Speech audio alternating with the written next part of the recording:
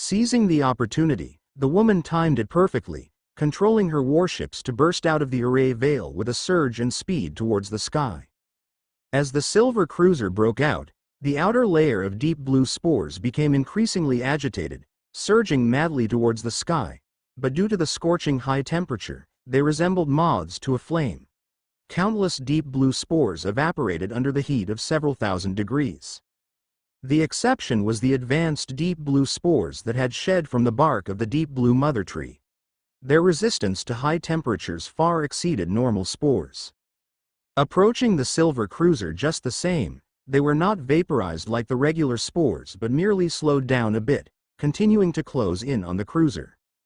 Fortunately, the speed of these advanced spores was not fast. Compared to the cruiser that had quickly flown beneath the mother tree's treetop, their rate was negligible. Additionally, their numbers were extremely limited, posing no threat to the woman's flagship in the short term. Beneath the treetop, the silver ship's hatch opened stealthily, followed by a gravitational field that surged out from the cruiser, enveloping the deep blue fruit above and pulling it down into the ship's hangar with all its might. Disturbed by the unexpected touch to its essence fruit, the life form of the space plant at 5th rank began to tremble slightly, and the bark on its trunk started to fall off at a rate 10 times faster than before. From the battleship's main control room, a man's roar came through the communication screen. Level 2 emergency response activated. The deep blue spore storm is about to hit. We won't be able to get out if it's any later. Ansaway, hurry. The woman didn't need the reminder. As soon as the first signs of a level 2 emergency response appeared, she had already responded. The main cannon at the bow of the silver warship swiftly rotated, aiming directly at the deep blue fruit above. Whoosh! A jet black beam shot out, striking precisely at the stem connecting the deep blue fruit to the mother tree. Crack! Under the beam's incision, the stem, tougher than ordinary alloys, snapped off. Now unsupported by the stem, the cruiser's gravitational field faced no resistance, rapidly pulling the fruit, over 5 meters in diameter, into the ship's hangar. Catching the moment the deep blue fruit entered the hangar, the woman quickly closed the hatch. While multitasking, she rapidly turned the cruiser around, aiming again towards the Trinity Array Veil, now on the verge of collapse below. As the vessel turned, the woman caught a glimpse of the sky in the corner of her eye, a fleeting glance that reflected a count of deep blue fruits in the hundreds. Yes, the deep blue mother tree bore hundreds, even thousands of fruits, a sight truly covetable. A touch of sorrow flashed in her eyes. A huge price had been paid for this operation. How could she not want to take more? But doing so would significantly exaggerate the mother tree's stress response. In the end, all 5 warships present would be doomed to stay here forever. Crack, crack, crack. The Trinity Array Veil, spawned from 3 purple components of the same source and only slightly less mighty than the orange component, suddenly collapsed. The next second, countless deep blue spores swarmed from all around, instantly enveloping several torch warships, including the silver cruiser that had just swooped down. The energy shields of the 5 warships hummed almost simultaneously, a sign of their struggle against the relentless erosion of countless spores. Moreover, the torch ship captains noticed that not only were the ship's energy shields dimming, but even the warship armor beneath was starting to turn a light blue from the spores and viruses infiltrating in threads and strands. In a moment, all 5 torch ship captains visibly paled, well acquainted with this condition. This was the deep blue virus contained within the spores. Light erosion would slowly turn the surface of an object to a light blue color. And if they didn't quickly leave the area where the spores were, over time, this light blue would progressively shift deeper. Once fully turned to deep blue, it meant the object had been completely eroded and would disintegrate into deep blue dust within minutes, serving as fertilizer for the deep blue mother tree and its spores. William, quickly! In the silver cruiser's main control room, the woman called out urgently. Hearing this, the man in the adjacent black cruiser nodded slightly. With a thought, a special purple component inside the black cruiser was activated. Repulsion field stance, activate, as he declared. A ring of cyan extended from the black cruiser, spreading rapidly in all directions. Boom! The intense repulsion shockwave followed, and all the surrounding deep blue spores, even the advanced ones, were pushed tens of thousands of meters away. Seeing this effect, the woman's gaze shifted to the jump drive component on her ship. Right after the jump here, she had immediately activated a special component on her warship. It had the effect of having the buffer time for a specific component. With this activation, the buffer time of the jump drive on her flagship was instantly halved. Plus, with the minutes that had passed since then, less than 1 minute remained on the buffer. Tens of thousands of meters away, the countless deep blue spores, pushed back by the repulsion field, returned like a whirlwind, rapidly surging towards the 5 Torch warships at the center. The 5 Torch warships had a complete plan ready. Apart from the woman's silver cruiser, the other 4 Torch warships were taken into their respective Torch ship captain's ancestral torch. After their bodies were exposed in the starry space, the 4 didn't hesitate. Spectral energy swirled around them as they quickly moved toward the silver cruiser. It had only been a few minutes since they jumped from a light year away, and the jump devices on their flagship still needed more than 10 minutes to complete the buffer. If they waited to escape using spatial jump technology, it would be far too late. Once the 4 charged into the hangar, the silver cruiser quickly closed the open hangar doors. At the same time, a deduction prompt from Floating Land Origin sounded next to the woman's ear in the main control room. Deducting 40 strands of 3rd rank Floating Land Origin. The woman, who was fully prepared for this, chose to ignore it. After these actions, the 5 began to wait in silence. Dozens of seconds later, the jump device officially completed its buffer, and the woman reactivated the component immediately. However, this purple-level jump device, although she had enhanced it to LV-40, still had a charge time as long as 10 minutes. Looking at the warship's surroundings, the countless deep blue spores had already traversed tens of thousands of meters, reaching close to the warship.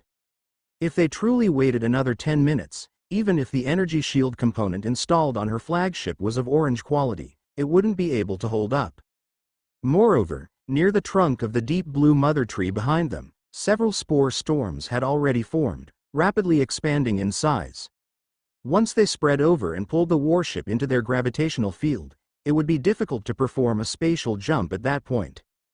Looking at the woman's cheeks, her exquisite face showed no sign of panic. Since she dared to intrude into the main territory of the deep blue spore mother tree, she naturally had made thorough preparations. With a thought, another special component on the warship was activated, once again a special component designed to reduce time. Only this time, it wasn't aimed at reducing the buffer time but the charge time. With the activation of this component, the original 10-minute charge time for the jump device was also halved, leaving only 5 minutes. Even so, no one could guarantee complete safety. Around the warship, countless deep blue spores and advanced deep blue spores accumulated around the orange-level energy shield triggered by the silver cruiser, with spore viruses eagerly eroding this orange-quality energy shield. In such torment, time ticked by second. The energy shield of the silver cruiser grew dimmer, and even the outer layer of warship armor began to shift towards a blue hue. After what felt like eons, in the midst of this agony, a pleasant prompt from the ship's semi-intelligent system finally reached the woman's ears. Jump device charge nearing completion. 10, 9, 8, 3, 2, 1, 0. When the countdown reached 0, the tense look in the woman's eyes relaxed. The warship's energy shield was about to collapse. Any further delay and she would have to stay in this star domain forever. Fortunately, things hadn't reached that point. Humming. In front of the warship, a spatial vortex a few thousand kilometers in diameter emerged. The nearest deep blue spores were sucked into it and instantly crushed by the terrifying spatial power. The woman eagerly maneuvered the warship forward, and as the warship was about to disappear into the spatial vortex, the deep blue spore storm, which had swollen to several thousand kilometers in diameter, had somehow already reached behind the warship. Woo. Under the intense force of the storm, the silver cruiser began to tremble violently. The energy shield, already on the verge of overload, suddenly shattered at this moment. Without the defense of the energy shield, the dense mass of deep blue spores swarmed in from behind. Yet, that wasn't even the main concern. The real issue was that the spore storm had transformed into a storm dragon, which roared as it charged straight toward the rear of the warship. The diameter of this spore storm had already reached a terrifying several thousand kilometers, and the energy it carried was beyond imagination. One could foresee that, should this storm dragon make direct contact with the rear of the warship, even if the silver cruiser didn't sink on the spot, being swept uncontrollably into the space vortex ahead by this uncontrolled thrusting force would likely result in it being shredded to pieces by the spatial rifts. At this critical juncture, the woman's thoughts moved, and she activated the Inkstone Shield, active feature of the Shadow Inkstone warship armor included in the warship's basic components. Whoosh! Whoosh! Whoosh! A thick black stone shield suddenly formed, tightly enveloping the entire warship. The next second, the storm dragon from behind slammed into the tail of the ship's hull. Driven by the terrifying force, the warship, covered in the Inkstone shield, shot straight into the space vortex ahead. Hundreds of light years away, a massive space vortex suddenly appeared in the Silent Star domain, followed by a huge pitch-black object bursting out from within the vortex. This pitch-black armor layer was covered with terrifyingly large cracks. Minutes later, as the Inkstone shield dissipated, the inner silver cruiser also revealed its form. It was just that the cruiser looked rather worse for wear at the moment. The once brightly streamlined silver hull now bore countless cracks of varying sizes, and the ship's bow, where the main cannon was situated, was severed in the middle, completely wrecked by the spatial rifts. Crack! Amidst the sound of steam, the hatch doors of the ship opened, and 4 equally shaken torch ship captains quickly scrambled out before immediately summoning their respective torch warships. For a torch ship captain, only within their own warship could they find a sufficient sense of security. Inside the main control room of the silver cruiser, the woman gently massaged her temples, a deep fatigue flickering through her clear eyes. During the previous action, her spiritual force had been running at an overload from beginning to end. Even with the third rank level guidance technique at her disposal, she still felt somewhat overwhelmed. But that soon turned to joy, for regardless of anything else, the deep blue fruit was finally in her hands, which, of course, was a reason to be happy. Even though the cost was considerable, she didn't care. The person behind her had reached the end of life. Most life-extending items had already been used and were no longer effective for them, but this deep blue fruit was different. Birthed by a 5th rank level deep blue mother tree, although it couldn't extend the life of the person behind her by 100 years, it could still do so by half. 50 years. With these 50 years as a buffer, her fleet of warships would have a certain chance of making an assault at the 4th rank, and as long as she advanced to a Zulu warship, she would have the basic right to make her own choices and not passively accept others' arrangements. Dismissing the myriad thoughts in her mind, she commanded with a thought, and the ship's hatch opened once more. 4 radiant lights shot out from the hangar, each drawn to the 4 warships at the side. This was the subsequent payment for inviting these 4 torch warships to take action. Even for her, it wasn't a small sum, but it was necessary to pay. Not to mention personal credit, the identity of the black cruiser on the left was not simple either, being a direct member of one of the most powerful noble families in the duchy. Should she really refuse to pay, once the other party's family exerted pressure, even her status would be subjected to significant strain. After gladly accepting the subsequent payment, the man on the black cruiser still made one more attempt to inquire about the brainwave remote control system component before leaving, but was once again sternly refused by the woman. Only after the 4 warships had all departed, the woman's taut expression finally could no longer be contained. Her exquisite face suddenly turned pale, and simultaneously, the silver cruiser, which had been relatively normal up till then, began to blare a frantic red alert. The power of space was actually not that easy to withstand. Even with the protection of that Inkstone shield, the extent of the damage to the silver cruiser was beyond imagination. Time flew by, and in the blink of an eye, 10 days had passed. Guangyuan Floating Land, Floating Fortress, Chengsheng Multifunction Shop. Song Kai kept his promise and returned to the shop once again, only this time, without the brainwave remote control system component, he had to come in person. Of course, he didn't assume the woman was kind-hearted enough not to lay hands on him, but he came prepared. As he walked through the shop's gate, a rough voice suddenly came from behind him. "All right. I won't go in then." Though the old man's voice was loud, the vigilance in the depths of his eyes didn't weaken in the slightest.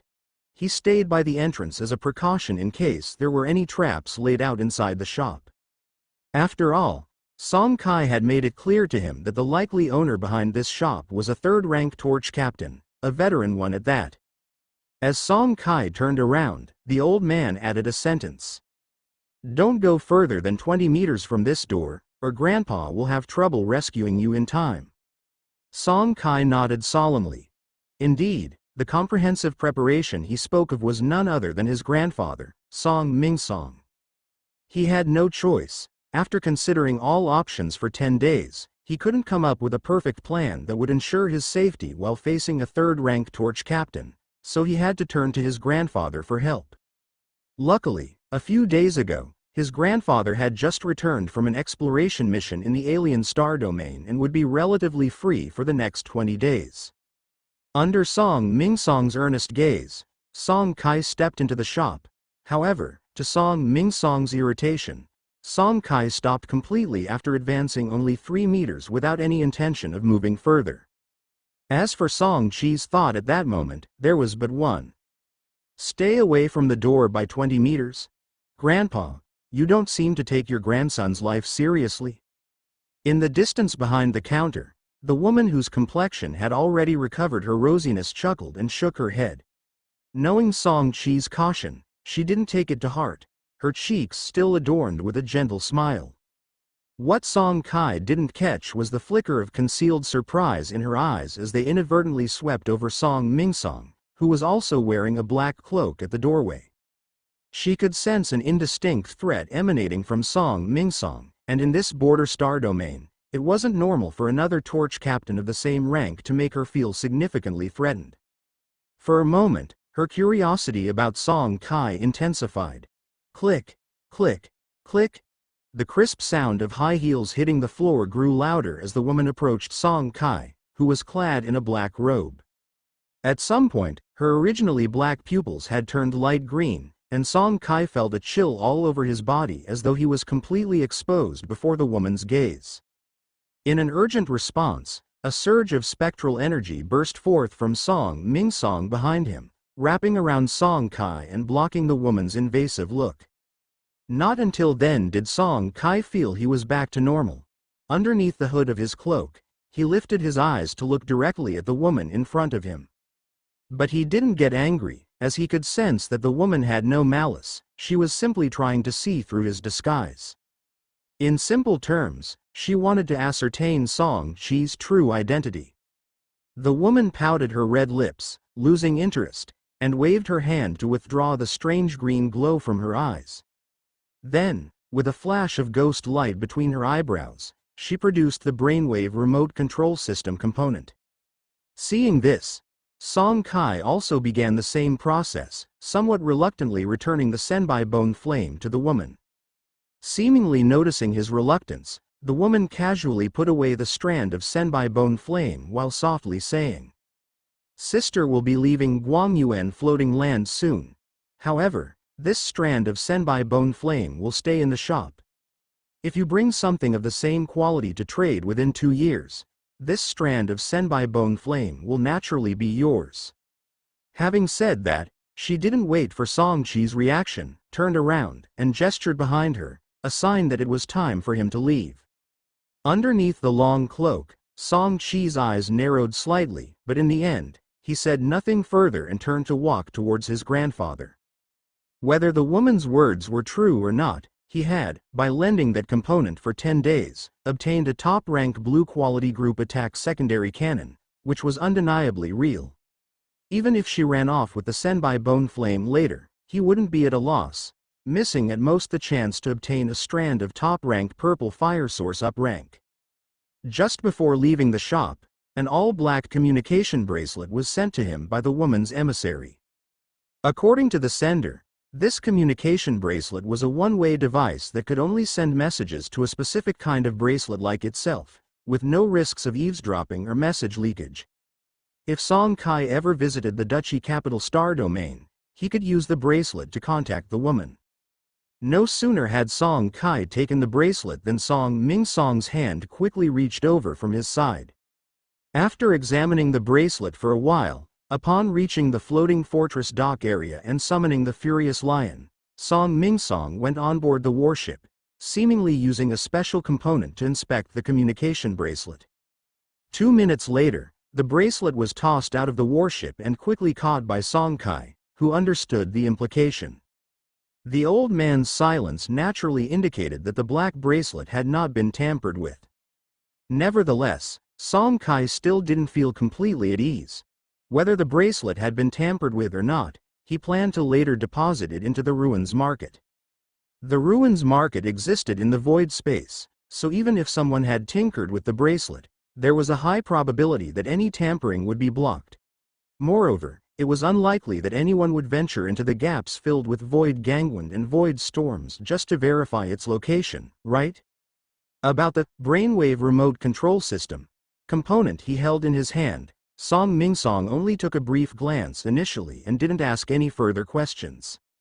Ever since his grandma Bai Shuken's grand birthday celebration, when Song Kai revealed the intermediate energy crystal and by his own strength advanced the seed of torch to white, the elders at home realized that Song Kai must have had some special encounters.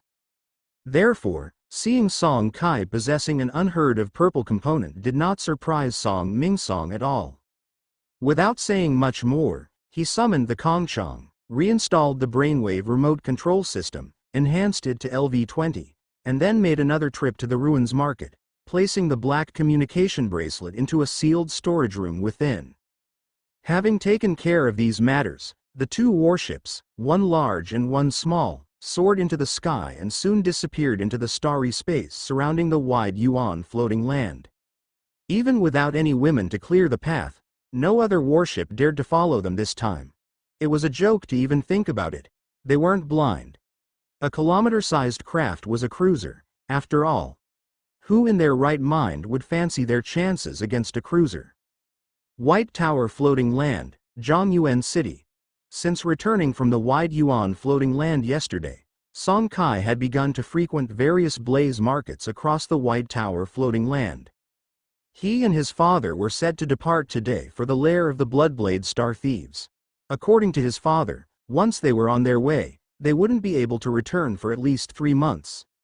Therefore, Song Kai needed to prepare all the goods for the next 3 trades in the Ruins Market. After all, who knew if there would be any place to resupply once they reached the lair of the Bloodblade Star Thieves? He had already bought some of the merchandise at the wide Yuan floating land, and after visiting several blaze markets back at the White Tower floating land, by this morning, Song Kai had finally managed to purchase almost all the planned merchandise. On the outskirts of Zhongyuan City, Song Chao and Song Kai arrived to find Song Lin already waiting for them.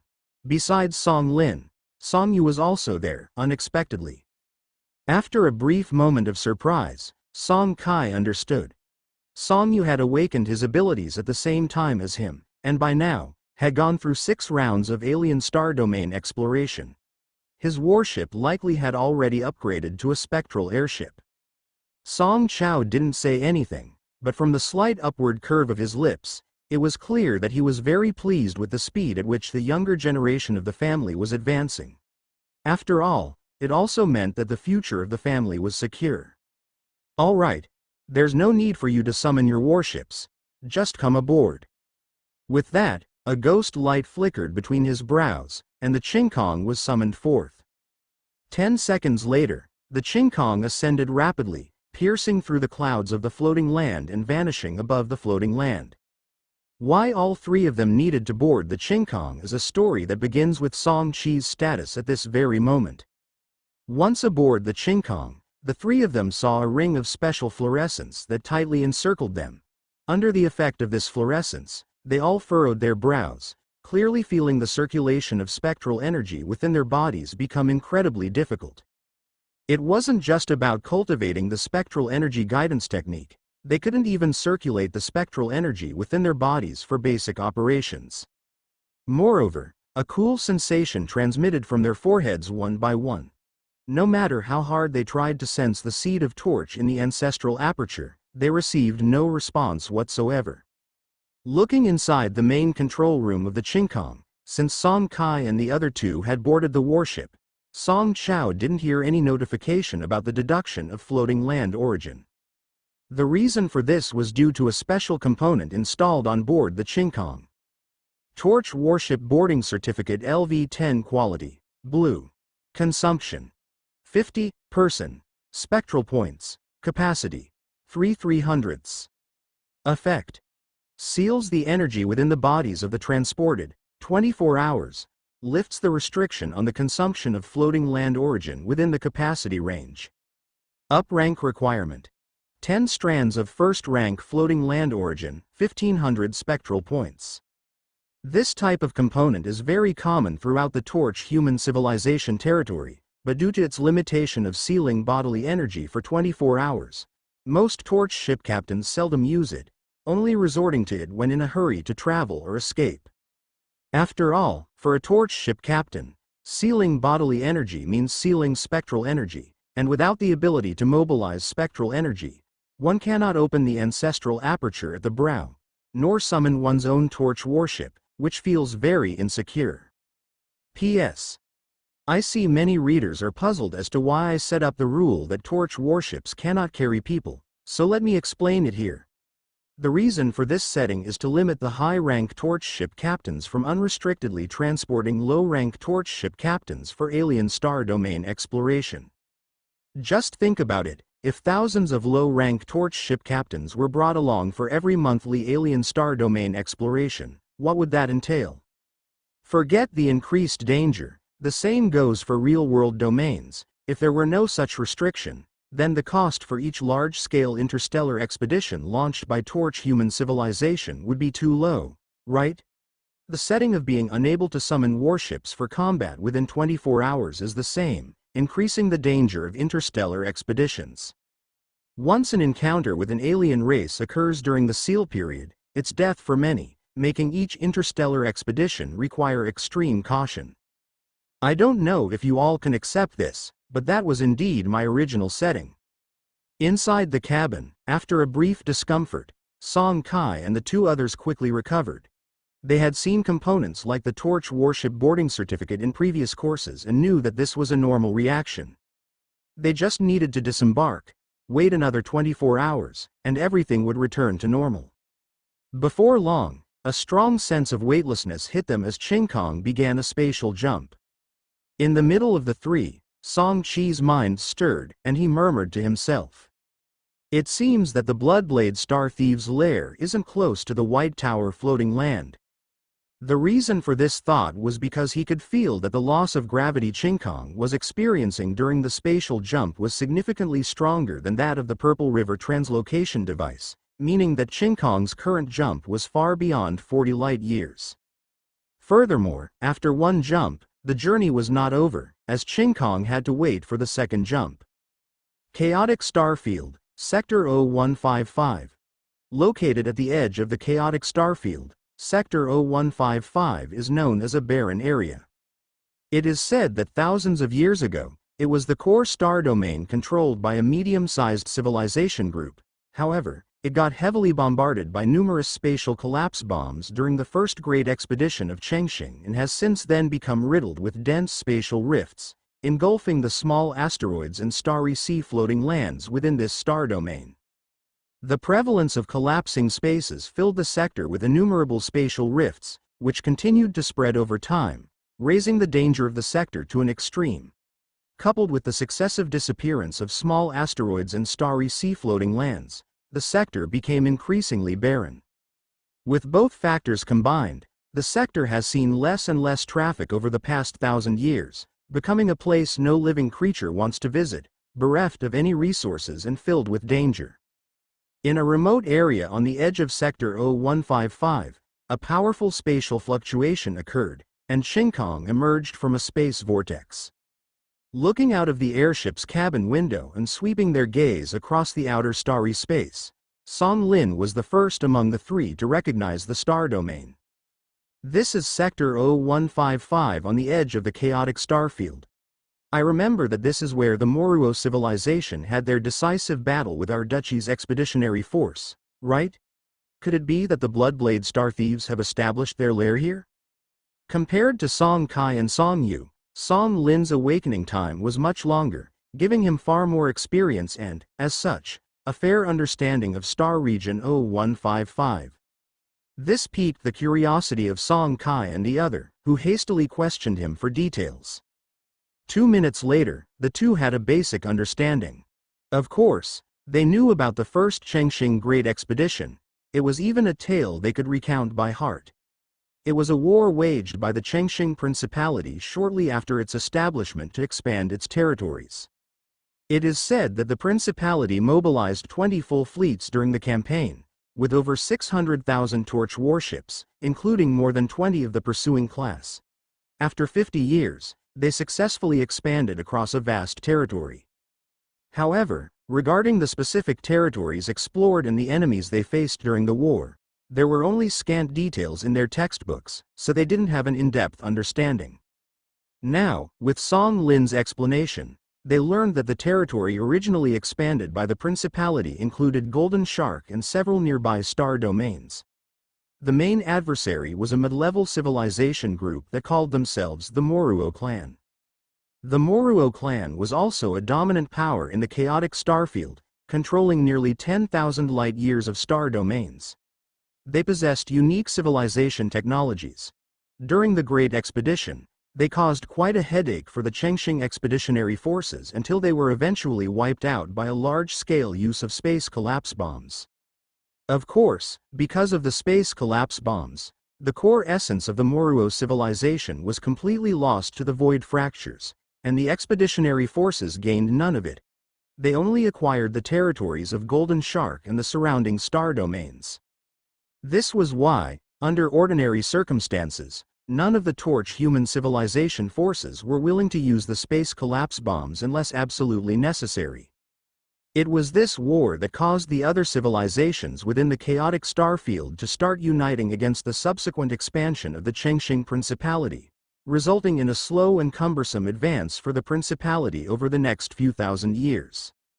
While the three were discussing, the Qingkong moved forward, and Song Chao, with a thought in the battleship main control room, activated a special component on board the Qingkong. Void Membrane LV-20 Quality, Blue Feature, Void Stealth. Consumption: 500, Instance, Spectral Energy Points. Charge: 20 minutes. Buffer: 9 hours. Duration: 2 hours. Effect: conceals the warship's trail, with priority level 350. Up rank requirement: 15 strands of first-rank floating land origin, 1500 spectral energy points. Void Stealth: the warship gains special void resistance, ignoring certain degrees of void fissures and void gangwant effects. This component, with special effects in the void, was said to have been acquired by the old man, Song Mingsong, through unknown channels and at a considerable price. Besides being installed on the Qingkong, Song Hai's flagship also had one, precisely for concealment while entering and exiting the star domain during the change of guards to prevent discovery by the Bloodblade star thieves. With a den carefully nurtured for 100 years, how could the Bloodblade star thieves' control over this star region be taken lightly? Without ample concealment, the family's covert comings and goings for decades would likely have already been detected by the other party. Traveling cautiously for 2 hours, the transparent void membrane coating the ship's exterior reached the end of its duration without having reached their destination. The Qingkong found a small asteroid a few hundred meters in diameter to dock at before the void membrane dissipated. After dispersing the ship's power, the Qingkong seemed to become part of the asteroid, without emitting a single pulse of energy fluctuation. It wasn't until 9 hours later, after the void membrane component completed its buffer, that the Qingkong resumed its journey. After repeating this process 4 times, 2 days later, the Qingkong arrived near a small fragment belt. This fragment belt was pitifully small, with a diameter of only a few kilometers. Compared to the massive belts spanning over 100,000 kilometers that could be found elsewhere, this was nothing, but within star region 0155, such tiny clusters of fragments were common and perhaps a characteristic of a space-collapse star domain. Just as Song Kai and the others thought the Qingkong would bypass these fragments and continue forward, the warship suddenly turned and rapidly dived into the cluster. In the central area of the fragment cluster, pieces of floating land fragments of varying sizes scattered haphazardly across space appeared ordinary to the naked eye, but soon, surprise was evident in the eyes of Song Kai and the others. The Qingkong passed through an invisible membrane, and the scenery before their eyes dramatically changed. The seemingly unordered floating land fragments became a vacuum area nearly a kilometer in diameter, with a floating land fragment over 500 meters in diameter at its center. On this fragment stood a small temporary base made of alloy, and at each of the 4 corners of the fragment, there was a mechanical device. Energy continuously flowed from the small temporary base into these mechanical devices. Deep red rays shot out, interlinking and ultimately constructing this concealed space hidden within the fragment cluster. A combined illusion construct device. I remember this thing's insanely expensive. A full set costs hundreds of strands of third-rank floating land origin. Is our family really that extravagant? In the Qingkong, it was Song Lin who first recognized the devices. Upon hearing this, Song Kai and Song Yu also quickly understood. The Combined Illusion Construct Device, a product said to be developed by the Virtual Technology Consortium, within the Kai Yu Divine Dynasty, one of the 4 great super-empires of the Torch human civilization. Although the illusion realm that was created was indeed convincing enough to be mistaken for reality and also had a decent effect in shielding energy fluctuations, it was not only expensive, but the area that the illusion realm could cover was extremely limited. Therefore, it had never been very popular in the market. Of course, compared with technologies like the spatial veil, it was still much more cost-effective. Soon, Qingkong touched down in the docking area for single-person warships next to the base. Whoosh! Once Song Chao had stowed Qingkong into the ancestral torch, Song Kai and the other 2 were finally free from the warship. Although the persistent restriction from the warship's credential component was gone, they still couldn't use their spectral energy, needing a full 24 hours before it would be completely lifted. It wasn't long before second uncle Song Hai came out with Song Qi and Song Wen. They had been there for over a month, and the arrival of Song Chao and his group meant they would soon be leaving. Little brother, little Lin, little Kai, little you got promoted too? Not bad. With second uncle Song Hai initiating the greeting, the 7 of them began to chat back and forth. Especially among the 5 younger ones, the topics of conversation seemed endless. Song Qi walked up to his youngest brother, laughing as he clapped Song Yu on the shoulder. You kid, not bad. When did you get promoted? 5 times or 6 times? Upon hearing this, Song Yu tilted his chin up, making a proud gesture with his hand. 5 times, it's quite an achievement. You truly are the prodigy of our family. Song Qi was particularly pleased.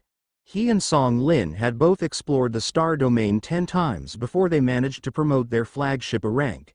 He naturally felt genuine joy seeing his younger brother progress so quickly.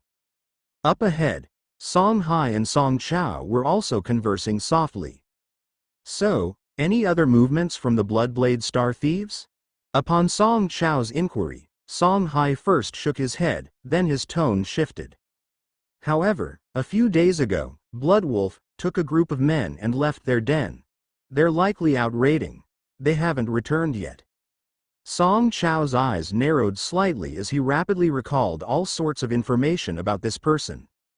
Bloodwolf, the deputy leader of the Bloodblade Star Thieves, a second-ranked peak torch ship captain, under whose command the flagship, Demon Wolf, ranked among the most powerful of escort ships. he was rightly the undisputed second in command of the Bloodblade Star Thieves. After a moment's thought, Song Chao offered a guess. Could it be that he left to get promoted? Song Hai did not respond immediately. Indeed, he had harbored such speculation, but he could not be certain. It's not very likely. According to the information we have obtained, Bloodwolf is not even 200 years old yet. Though he holds considerable power within the Bloodblade Star Thieves and has a hefty annual income, promoting to 3rd rank is no trivial matter. He still lacks sufficient preparation time. Besides, he is the absolute confidant of Bloodknife. If he really wanted to promote to 3rd rank, their thieves' den would be the safest place to do so. Why risk an external promotion? I personally believe he went out plundering. Song Hai's speculation was well-founded, and Song Chao was actually quite in agreement. However, considering the matter concerned their lineage's decades-long planning, they could ill afford such casual subjective conjectures. Likely not very probable. These kinds of statements could be acceptable in ordinary tasks, but not in this case. The two men exchanged glances, and then Song Hai took the initiative to say, "Understood. When we return to the White Tower floating land this time, I will explain the situation to the old man, and the exact whereabouts of the Bloodwolf will be thoroughly investigated, with no margin for error allowed." With these words, Song Chao finally felt at ease, but Song Hai immediately continued to ask, "By the way, how's the situation with the boss? What are the chances of advancement?" "It's going well." After the initiation of the advancement task, the old man personally led 2 rounds of alien star domain exploration. With the assistance of the old man, last time the boss directly killed a 3rd rank peak alien race, greatly increasing the success rate. The current success rate has already approached 50%. If the old man continues to guide further explorations a few more times, raising the success rate above 60% shouldn't be difficult. Song Chao's response pleased Song Hai greatly. The advancement task had been initiated for less than 2 months and the success rate had already neared 50%. It was a very good start. As long as there was no extreme misfortune, reaching a 60% success rate should not be difficult. Walking into the base, Song Kai found that it was not large, but that was understandable since it was only temporary. Apart from a few single-person rest rooms, there was the remote monitoring room at the furthest end. Standing behind Song Hai and Song Chao, Song Kai and the others curiously stretched their necks. They were extremely curious about this room that Song Qi and Song Wen had talked about, a room capable of remote monitoring across the vast distance of a light year. As the door opened, the 3 of them followed Song Hai and Song Chao into the monitoring room. Upon entering, their gaze was immediately drawn to the large projection screen that occupied almost the entire room. This projection screen, over 10 meters in length and more than 5 meters wide, looked like an oversized black and white screen stretched across the room. However, this was not the focal point. Specifically, what captured the attention of Song Kai and the others was the constantly changing imagery within the screen. In the pitch-black starry sky, terrifying spatial cracks of varying sizes were scattered about. Not far away, a large floating land fragment over 10,000 meters in diameter quietly hovered. An elliptical energy shield, even larger in diameter than the fragment, enveloped the entire large floating land fragment. Through the transparent energy shield, one could see various sized torch warships floating within, and below, alloy skyscrapers over a kilometer tall stood imposingly on the fragment. Red-hued energy surged from the top of these skyscrapers, funneling into the energy shield above, maintaining its existence. The mechanical base on the floating land fragment is the station of the Bloodblade Star Thieves. It is located over 1.5 light-years away from our current position. Since our arrival here decades ago, this interstellar base has already stood here. Deep voice of Uncle Song Hai reached their ears, and the Song Kai trio snapped out of their stupor. Song Kai didn't know what Song Lin and Song Yu were thinking at the moment, but a question had arisen in his heart.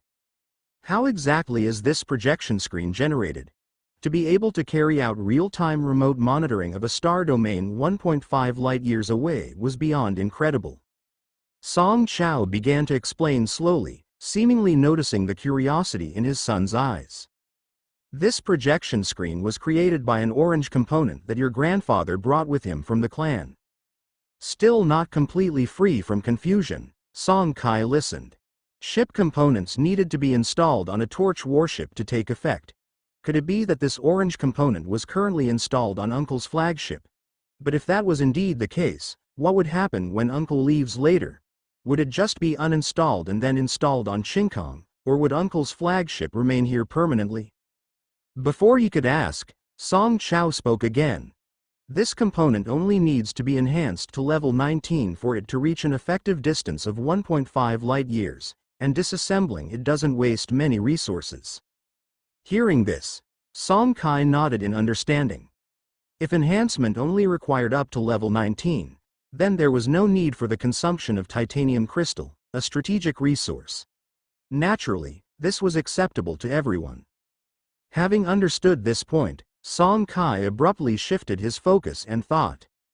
Orange quality special components, indeed, our elders are hiding quite a few treasures. At that moment, Song Yu, standing beside, suddenly asked a question that all of them were very curious about. Uncle, the family has even used an orange component, so what exactly have we been planning for these decades?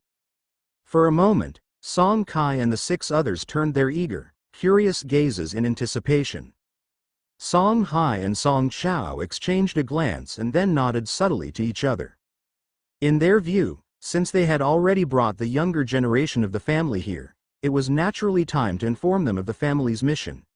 After all, as long as nothing unexpected happened on Song Shan's end, action would soon be underway, and letting the younger generation know now wouldn't be an issue. However, before they spoke, Song Hai and Song Chao gave a serious instruction. If you want to know the family's ultimate goal, you can, but let it be known first that afterwards, not a single detail is to be revealed to outsiders. If you violate this, you will not be spared. Understood? Understood. Seeing that the 7 responded in unison, Song Chao said no more. All 7 were the direct descendants of the family, and both men were willing to place their full trust in them. The 2 exchanged another look, and then it was Song Chao who took the initiative to speak. You all know that this star region was once the core star domain of the Moruo civilization. Our family previously received a top-secret message that the Moruo civilization once had control over a secret realm. The moment they heard the words, secret realm, the hearts of Song Kai and the 6 others began to beat faster instinctively. Having received formal torch education, they were familiar with this term. Especially Song Kai, because the Zutian ruins market he controlled was a special kind of secret realm. A secret realm, as the name suggests, is the general term for hidden and sealed environments in the Starry Sea that are unknown to outsiders. Due to their extreme secrecy and seclusion, these spaces typically preserve their most primitive environment from the time of their formation. Influenced by such an environment, the majority of secret realms have entirely different ecosystems from the outer world. Over long periods of time, these unique ecosystems and environments give rise to all sorts of Starry Sea oddities and exceedingly rare mineral and biological resources. Could it be that the Bloodblade Star Thieves got their hands on that secret realm?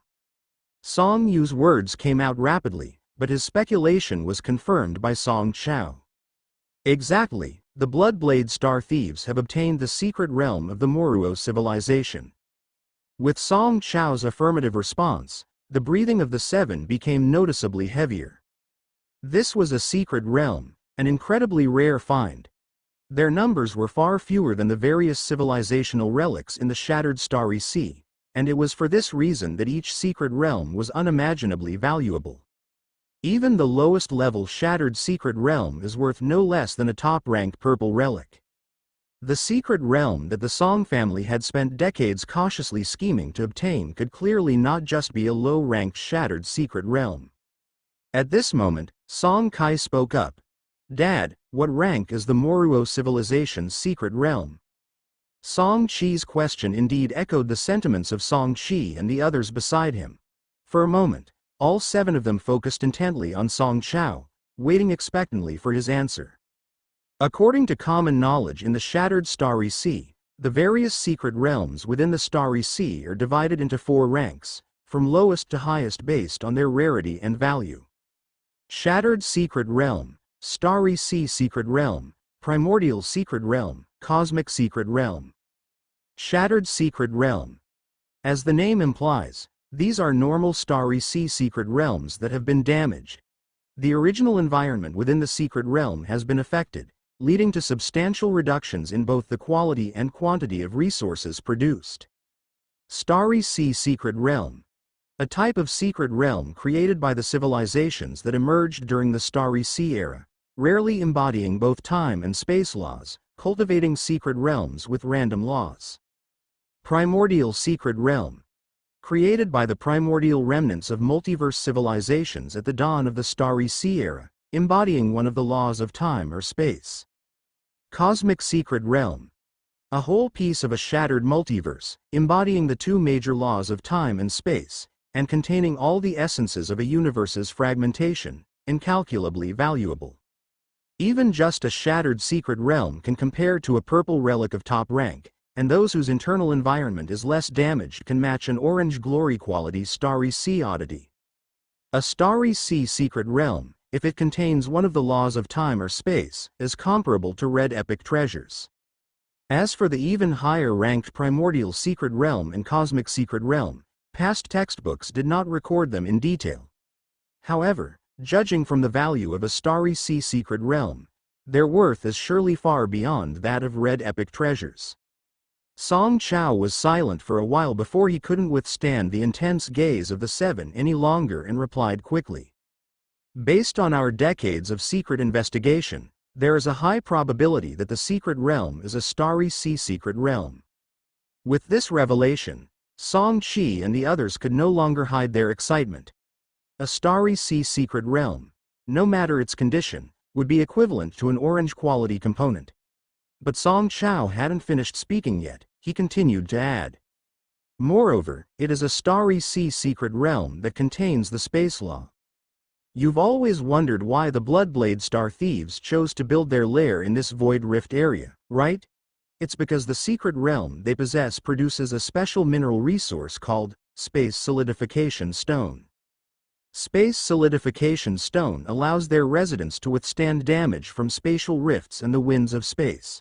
When integrated into a torch warship, it gives the ship special spatial resistance, significantly reducing the danger of navigating through the void rifts. Upon hearing this, everyone became even more astonished. Encapsulating the space law of the Starry Sea Secret Realm, what is this concept? It means that this secret realm is comparable to a red epic quality super warship component. At this moment, a thought suddenly dawned on several people. After the great celebration of Grandma's birthday had passed, the elders at home had mentioned that Grandpa's negligence had once cost the family the opportunity to obtain a red component. Now, if they could get their hands on this secret realm, it would naturally make up for the mistake Grandpa had made.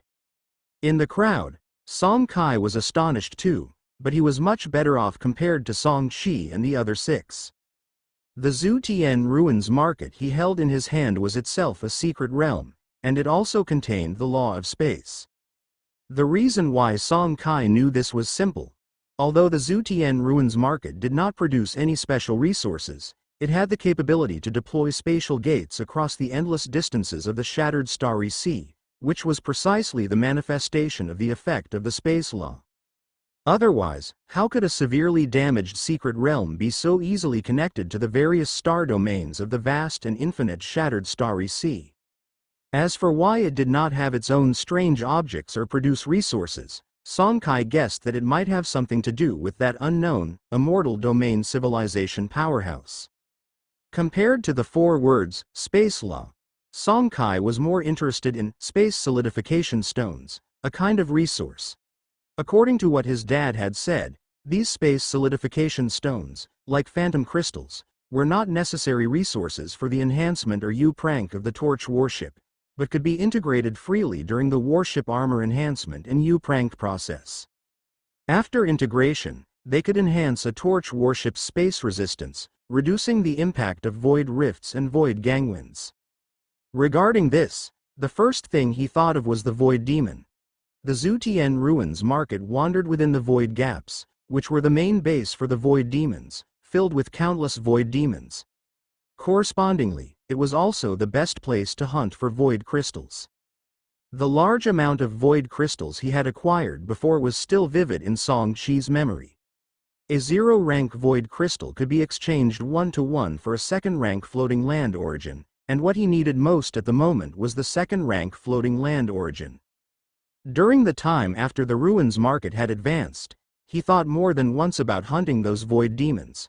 With the combat power of the Kongchong, killing 0-rank and 1st-rank void demons was extremely simple. But ultimately, he was deterred by the terrifying storms of the void gangwin and dropped the idea. If the family successfully took over that secret realm, could he take the opportunity to request a sufficient number of space solidification stones to integrate into Kongchong later? As long as Kongchong could obtain enough space resistance and no longer fear the impact of those void gangwins, going out to hunt void demons in the ruins market would no longer be a fantasy. As he was carefully considering the feasibility of this, Song Chao in front of him cleared his throat gently, pulling the attention of the group of 7 back to reality. All right, let's end the discussion about that secret realm here. Once we leave this room, no one is to mention the word secret realm, whether it's here or after we return to the White Tower floating land. Understand? Received. Understood. The 7 nodded solemnly, their expressions serious. They were not children, and they knew the importance of this matter well. They would certainly not make such a low-level mistake. The next day, at the warship docking area beside the Illusion Space Base, all 9 gathered there. Since Song Chao had already arrived, Song Hai naturally had to leave with Song Chi and Song Wen. Before leaving, Song Kai called Song Chi, Song Yu, and the other 6 together and directly made his request. Big brother, second brother. Little Yu, do you have any long-range deployment components on your flagships? I want to borrow it for a while. The resources wasted from uninstalling it, I'll make up for them. Seeing Song Chi's earnest expression, it did not seem like a joke. Song Chi and the 6 raised their eyebrows. Little Kai, fourth brother. What's the matter? Song Kai did not elaborate further and simply stated that he had an urgent need. Hearing this, the 6 did not ask any further. Then, Song Wen beside them spoke. Fourth brother, I have a blue quality, fixed-point launch pad component. If you can use it, I will uninstall it for you. Song Kai raised his hand to stop third brother Song Wen from summoning his flagship and asked first. Third brother, what is the enhancement level of this component you have? How far can it deploy things at maximum? He wanted to borrow the long-range deployment component to deploy drones. The lair of the Bloodblade Star Thieves was 1.5 light-years away. If it could not deploy that far, it would be of no use to him. Song Wen replied without hesitation. Currently, the enhancement level is LV-10, and the deployment distance is 0.5 light-years. LV-10, 0.5 light-years, then it's likely that enhancing it to LV-20 would exceed 1.5 light-years. After doing some calculations in his mind, Song Kai quickly nodded and agreed. As soon as he received the fixed-point launch pad component from Song Wen, Song Kai also took out 200 strands of 0-rank floating land origin immediately, which Song Wen naturally refused to accept, but in the end, Song Kai managed to persuade him to take them. Now holding tens of thousands of strands of 0-rank floating land origin, Song Kai naturally wouldn't take unfair advantage. After sorting this out, on the other side, Song Hai also summoned his flagship, the escort ship, He Hai, carrying both Song Chi and Song Wen. They activated the warship's void membrane, and quickly burst out of the illusion space. In the warship docking area, Song Kai summoned the Kang Chong, and without rushing to install the fixed-point launch pad, he first focused on the brainwave remote control system. The LV-20 Brainwave remote control system, with a control distance of only 1 light-year, still needed to be enhanced several times to reach over 1.5 light-years. However, enhancement beyond LV-20 of purple quality components requires the use of titanium crystals, and Song Kai had only 10 titanium crystals left, which made him somewhat reluctant to part with them. But even if he was reluctant, the necessary enhancements still had to be done.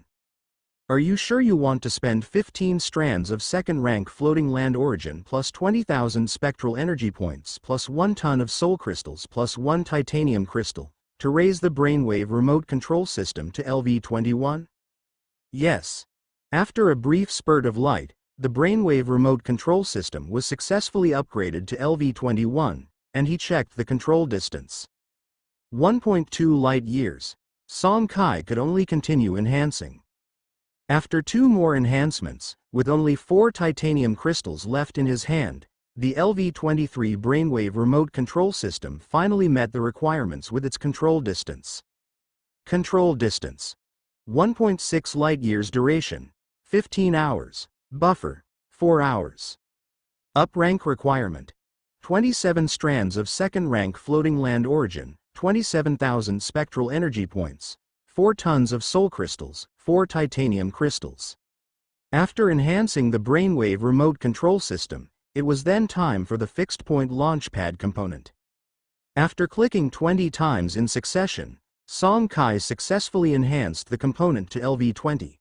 As expected, the fixed-point launchpad at LV-20 indeed had a launch distance exceeding 1.5 light-years.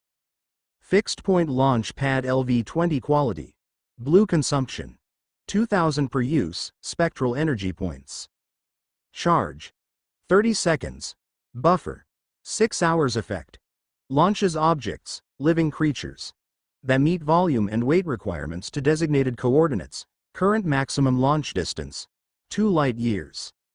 Up-rank requirement: 15 strands of second-rank floating land origin, 18,000 spectral energy points.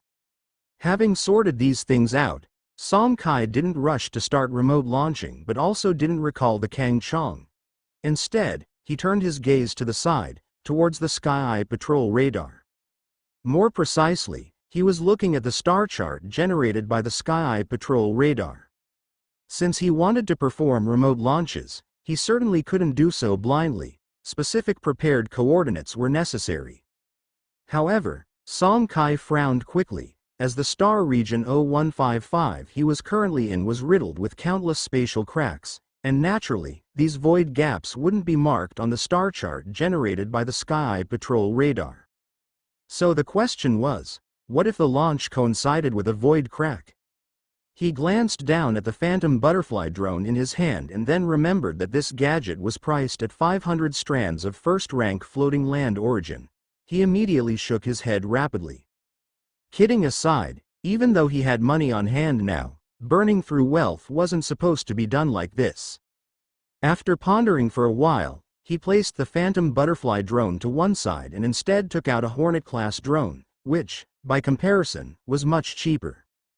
The most critical aspect was that there were more than 20 Hornet-class unmanned drones stored in the space of the ruins market at this moment. In addition to the Hornet unmanned drones, there were also 10 military combat robots.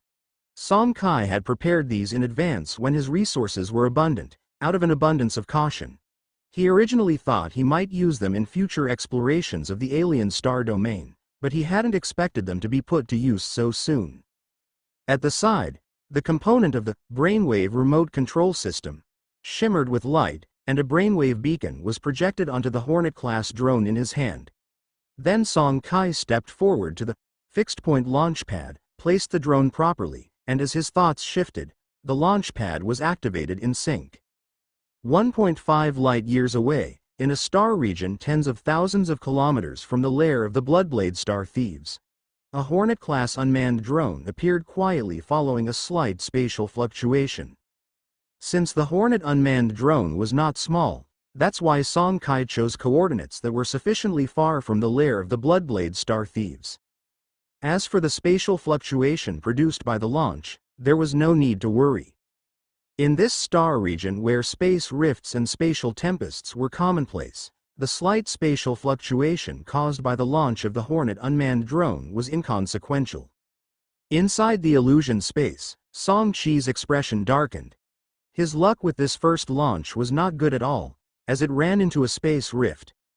No sooner had the Hornet-class drone been dispatched than it was shredded to pieces. With no other choice, Song Kai had to recall the Kongchang and wait for 6 hours before attempting a second launch. There was no alternative. Although the Brainwave remote control system's buffer time was only 4 hours, the launch pad required 6 hours, and Song Kai did not want to expend more second-rank floating land origin on it, considering it was unnecessary since he still had to dismantle it and return it to Song Wen later on. Afterward, Song Kai began multiple attempts. The second attempt was also a failure, not encountering a space rift but instead a spatial tempest, which obliterated it instantly within the terrifying storm. The third attempt was successful, but the space rifts near the coordinates were so dense that, despite Song Chi's efforts to control the drone with the brainwave beacon to dodge, it eventually grazed one of the rifts and, as a result, the drone was quickly destroyed by another space rift. After 3 attempts, Song Kai stopped. Having used the brainwave beacon 3 times in a row, he was beginning to feel the strain on his mind. He could only stow the Kongchang and return to the room assigned to him at the base. Then he entered the All Attributes cultivation room of the Zutian Ruins Market and began practicing the spectral energy guidance technique. The next day, after leaving his room early, Song Kai first went to the surveillance room to complete his daily monitoring tasks. After handing over his shift, he went back to the dock area of the warship to start the day's launch tests. After reselecting coordinates on the star chart, the 4th launch officially began. Perhaps because he had used up all of his bad luck yesterday, the first launch today encountered good luck. The coordinates where the Hornet unmanned drone was launched, including the surrounding area of several tens of meters, were free from space rifts and spatial tempests. On the other hand, Song Kai recorded the coordinates onto his communication bracelet. Such safe launch locations were meticulously noted by him, both for providing a variety of safe launch options for the subsequent Phantom Butterfly rank unmanned drones and for mapping out every space rift around the lair of the Bloodblade Star Thieves, so that if his family were to go to war with the Star Thieves, this star chart could play an important role. After the recording was complete, Song Kai began to carefully maneuver the Hornet unmanned drone around the area, noting down the precise locations of space rifts, marking them one by one on the star chart created by the SkySight surveillance radar, while slowly advancing towards the lair of the Bloodblade Star Thieves. Unfortunately, due to the peculiar nature of the environment, the unmanned drone progressed very slowly. Additionally, the Hornet unmanned drone's battery life was limited and, after 6 hours, its energy battery had been depleted. Because it was not possible to recall the drone, Song Kai chose to deliberately steer the Hornet unmanned drone towards a space rift. The reason was simple. Once the energy battery was completely drained, the drone would lose power, and since he couldn't retrieve it quickly, he decided to dispose of it proactively to prevent the drone left in space from being accidentally discovered by the Bloodblade Star Thieves. Even if the likelihood was very small, this matter concerned the family's return to the main branch, and he could not afford any wishful thinking. 6 hours later, he took out the 5th Hornet unmanned drone and commenced the 5th launch, following the same steps as before, recording the positions of space rifts around him, adding to the star chart's rift annotations. Amidst this repetitive routine, 5 days passed in the blink of an eye. During these 5 days, Song Kai successfully marked half of the coordinates of the space rifts within 100,000 kilometers around the lair of the Bloodblade Star Thieves. However, he was then left with only 2 Hornets in his possession. As for entering the Bloodblade Star Thieves' lair or even approaching within 1,000 kilometers, Song Kai had not taken even half a step. The Hornet unmanned drones lacked strong stealth capabilities. The closer they got, the greater the risk of exposure, so he dared not take the risk. Stowing away the Kongchang and considering the need for further launches and annotations, Song Kai went to see his father and obtained 10 drones of the same model from him. The Qingkong, serving as an escort ship, was over 100 meters in length and had ample storage space, so Song Chao naturally brought along a number of unmanned drones and combat robots. However, this still wasn't enough. In Song Lin's room on the second floor of the base, Song Kai, Song Lin, and Song Yu were all present. Fourth brother, why do you need so many drones? You're not thinking of trying your luck at the outer periphery of the fragment belt, are you? I must warn you, with the environment of this 0155 star region, no number of drones will be enough to skim the water's surface. In the face of his second brother Song Lin's well-meaning advice, Song Kai nodded gently but did not change his request. In the end, Song Lin and Song Yu each took out 2 drones.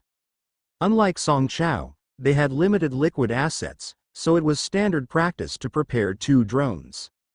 After taking the 4 large Yellow Hornet drones, Song Kai now had 16 in total, which he figured was roughly enough.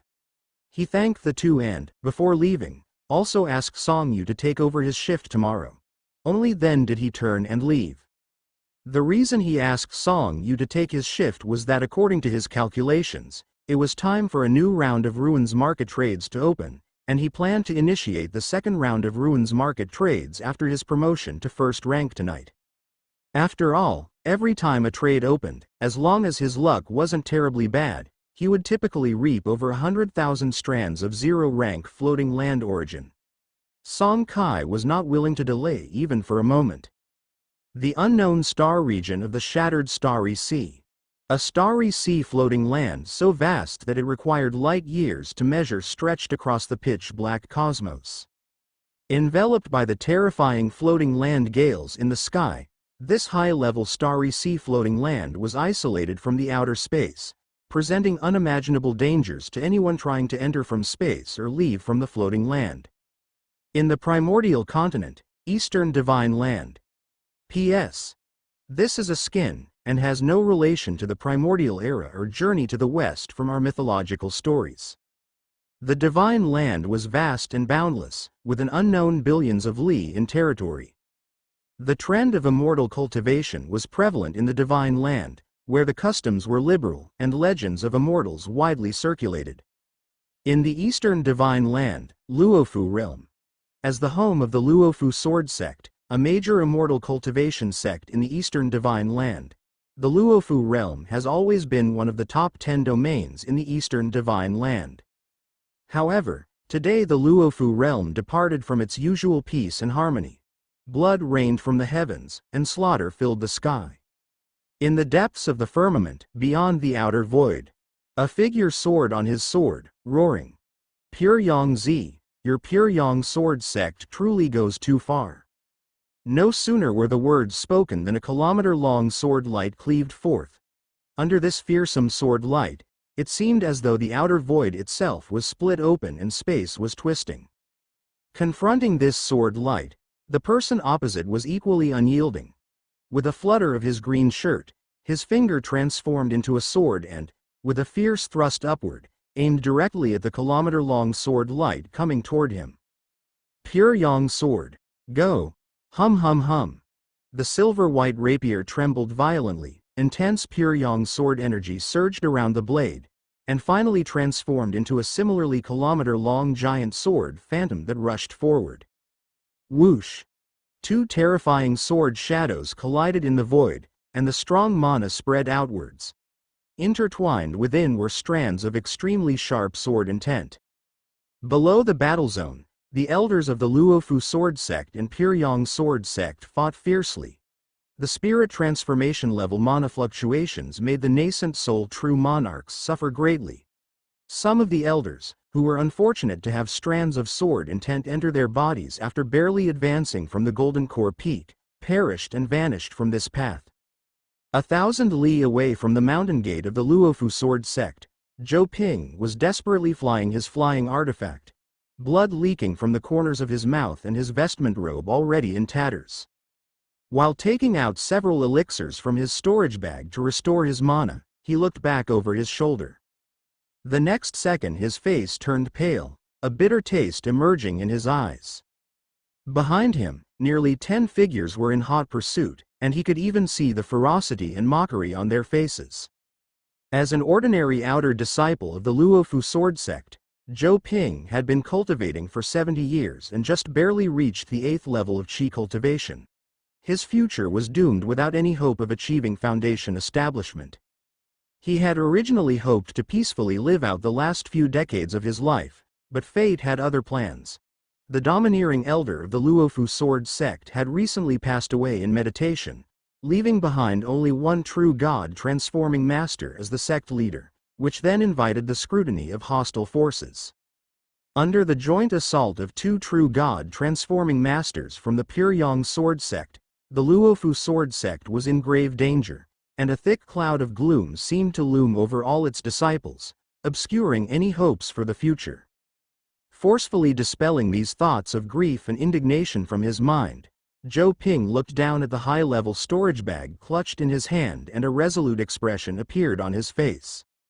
If he could survive today, with this storage bag, he believed he still had a chance to strive for foundation establishment. And if he could become a foundation establishment cultivator, his lifespan would double once more, reaching 240 years. Reflecting on this, he drove the remaining mana in his body to the limit, further increasing the speed of his flying artifact. However, he soon realized that not only had he failed to widen the gap with the pursuing cultivators behind him, but he was also about to be caught by them. In desperation, Zhou Ping felt a surge of despair. Among the disciples of the Puryang sword sect chasing him, 3 had reached the 9th level of qi cultivation, and the quality of their flying artifacts surpassed the escaping disc he had refined, making it difficult to shake them off. In his despair, Zhou Ping's eyes suddenly widened as he looked down into the dense forest below, where to his shock, there was a portal emitting spatial fluctuations, seemingly leading to an unknown place. In normal times, he certainly wouldn't have given it much thought, at least not without reporting it to his sect. But his current predicament didn't allow him the luxury of choice. Controlling the mana in his body, he turned the escaping disc beneath his feet and rapidly descended toward the portal. Whoosh whoosh whoosh. Spell attacks continued to rain down from behind him, but he defended against them with a magic artifact, and once he was close to the spatial gate, Zhou Ping didn't hesitate to rush through it. The scenery before his eyes shifted abruptly. When Zhou Ping saw the bustling marketplace and the variously shaped creatures in front of him, he was stunned and bewildered. But without time to ponder, the spatial fluctuations from behind hurriedly snapped him back to reality, and without a second thought, he sprinted forward. Passing through the market gate, he quickly glanced at the rules displayed on the light screen, and then realization dawned in his eyes. Zutian Ruins Market, Shattered Starry Sea races, market transactions. A string of keywords flashed through his mind, and immediately afterward, he stepped through the market gate. Behind him, 8 disciples from the Puryang sword sect closely followed, also teleporting into the Ruins Market secret realm. Like Zhou Ping, they experienced a moment of disorientation upon arriving at the market entrance. After reading the rules on the light screen, their reactions were nearly identical to Zhou Ping's. Although the primordial continent was vast, the terrifying celestial winds above largely restricted the connection between the floating land and the outer starry sky. The sudden appearance of many alien races from beyond the sky naturally sparked their curiosity. However, pleasant surprises aside, the group did not forget their mission. Mana surged in their hands, and each of them had a magic artifact floating around them. With this preparation, they stepped through the market gate one after another. Zhou Ping, don't think you're safe hiding in this Zutian Ruins Market. Hand over the storage bag from Elder Tianhe. Right after shouting these words, the Puryang sword sect disciples sensed trouble. They saw the hundreds of alien creatures before them, all staring at them with an odd gaze. Though the faces of different races varied, they could still sense an air of schadenfreude and mockery from these looks. For a moment, they recalled the ordinances listed on the rule light screen they'd seen at the entrance, prohibiting conflicts and fights. As disciples of the Puryang sword sect, they hadn't taken these rules seriously before, but now, It seemed they had been too confident.